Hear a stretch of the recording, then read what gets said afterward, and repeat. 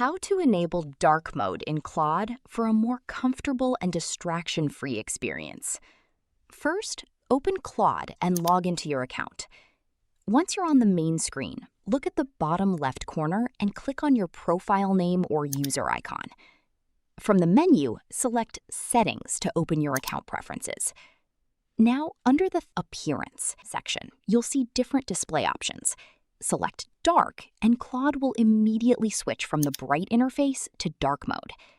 If you want to switch back later, simply return to the same appearance settings and select Light. You can also check your computer's system theme settings. If your operating system is set to dark mode, some apps and websites may automatically follow that preference. And that's it. You've successfully enabled dark mode in Claude, making the interface more comfortable for longer AI chats. If this tutorial helped you, click like, subscribe for more helpful tutorials, and share this video with others.